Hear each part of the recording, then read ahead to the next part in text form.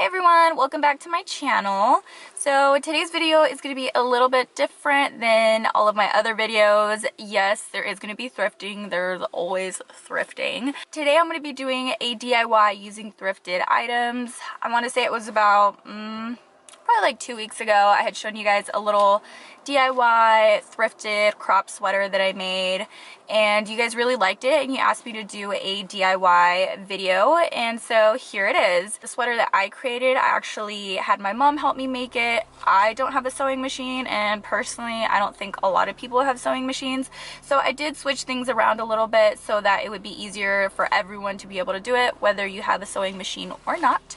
So without further ado, let's get shopping, buy our supplies, and hopefully pick up some really cute shirts, sweaters, or just random stuff really that we can DIY and upcycle so that it's cute and fashionable and ready to be worn.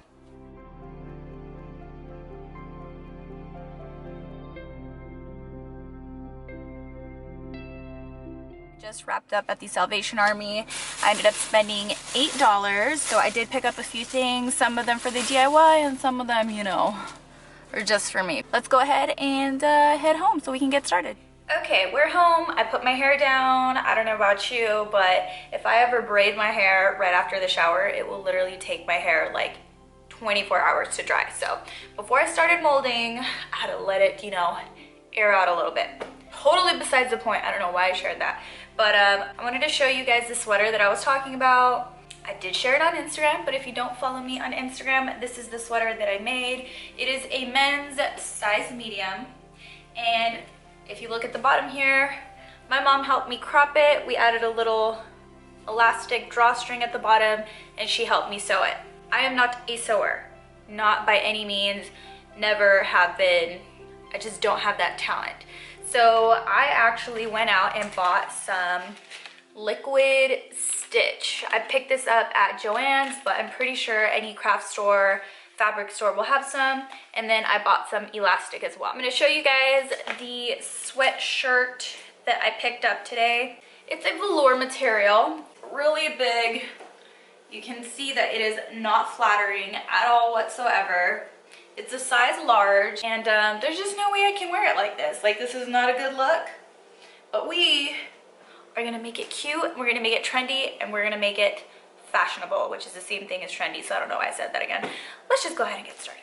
So the first thing I'm gonna do is lay this as flat as possible before I start cutting. This particular sweatshirt has some pockets here, so if I were to crop it at around here and leave some of the pocket in there, it would look super weird. I would have like extra fabric dangling. So what I'm gonna do is cut just above the pocket. If you want to do this the legit way, you can probably like measure and make sure that you get a super straight line. I don't like doing that type of stuff, so I'm just gonna do this my way. I'm gonna start at one end and just go for it. So one tip that my mom taught me is that you can actually get a straight line, or a straight-ish line, by folding your fabric and just following the line here. So I've cut that much, and I'm just gonna keep going.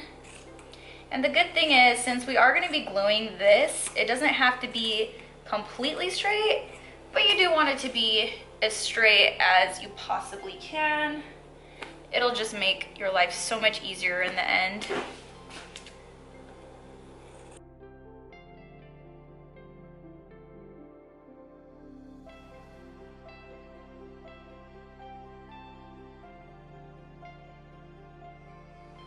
Now that we have this cut, we're gonna turn it inside out, and we are gonna start gluing. The elastic that I purchased is pretty thin, so I don't need to give myself that much space here, but if you have a thick elastic, make sure to accommodate for the amount of space that you're gonna need in order to weave this through.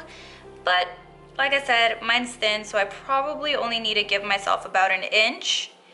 And what you're essentially gonna be doing is gluing all of this down so that it looks like that. Just like a little seam here. You need to make sure that whether it be in the front, on the side, regardless of where you decide to put it, you leave an opening so that you're able to put this in there. I'm gonna go ahead and fast forward through this part, and then I will show you guys how to insert this into the stitching that we just did.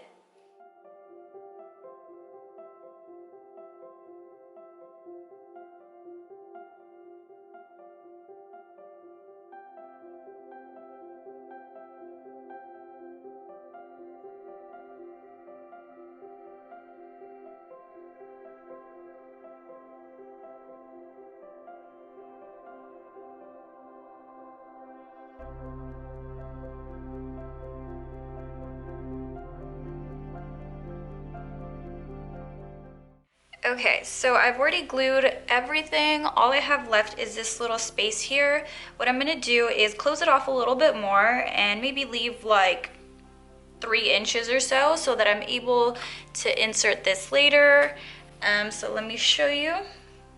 Actually, this glue is kind of a pain in the ass. I don't like that it doesn't give you a clean application. It spreads a lot wider than I would like it to. So if you're using the same glue, definitely be sure to give yourself more than enough space, because if you close this area off too much, you're not going to be able to feed this through. So something to definitely remember when you're gluing this part down. Give yourself enough space, because I'm so glad that I bought something this thin.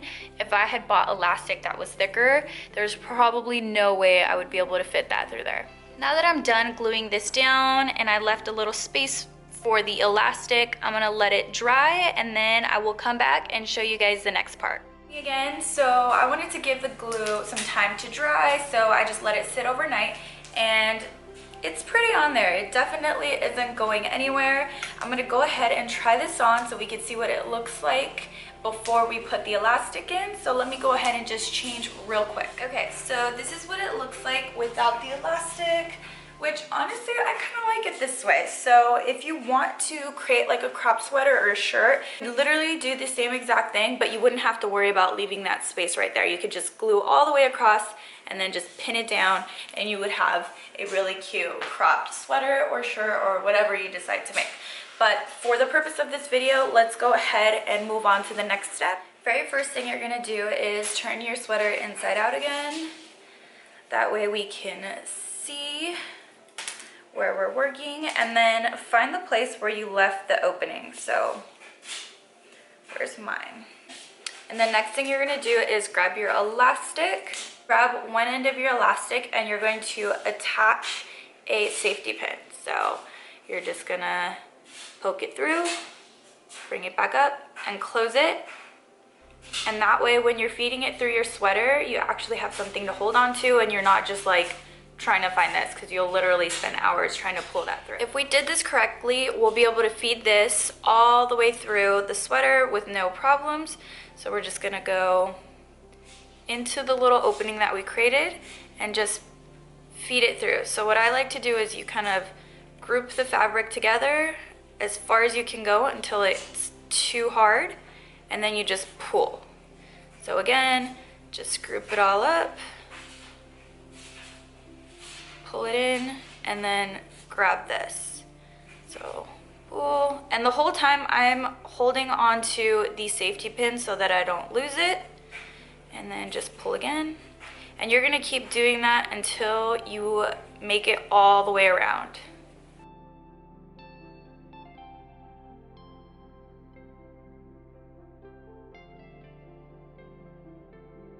So I'm about to make it back to where I started, which means that I did a good job gluing, which is another point that I want to bring up on how important it is that you glue your lines really clean, because if you get glue somewhere here in the middle, you're not going to be able to feed this through. So I would suggest being super careful, maybe even like using a brush. You can actually see that I missed a spot right here, so I'm going to go over that again, but that's not a big deal at all. Once you've made it all the way around, you're going to cut this section off. One thing to note is that whatever is here is how tight your sweater is going to be. So if you want it to be really loose, then you may want to give yourself a little more slack so that you can adjust it. but I like mine to be pretty fitted, so I think I'm gonna go ahead and just cut right here.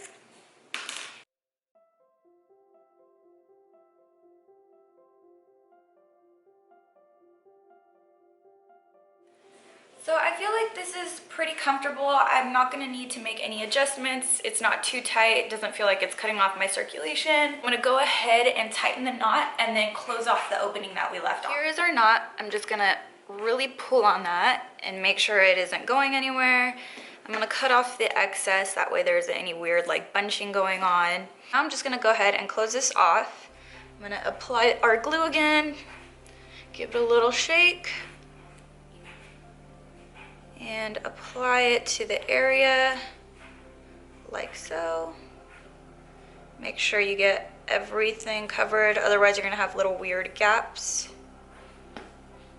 And then I'm just gonna pull it, hold it there for a few seconds. It is gonna be a little more challenging now since the elastic is in, but as long as you left yourself a small enough space, it shouldn't be too hard.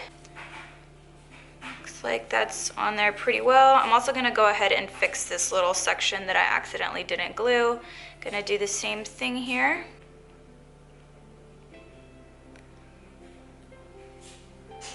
Yeah, see, it's kind of, I'm gonna turn it this way. It is tricky once the elastic is in, which is why it's really important to try and do it right the first time. That way you don't have to go back and make these adjustments later.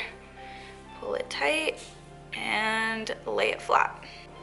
So this is the finished product, and it is so warm, it's so cozy, and I feel like it's the cutest way to upcycle oversized clothing.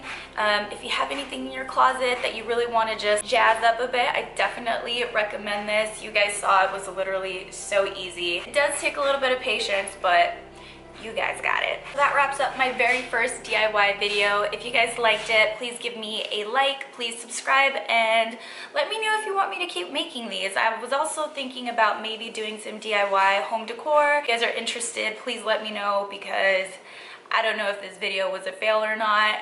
I don't consider myself a very good teacher, but I would definitely appreciate some feedback if you guys want to see more of these type of videos.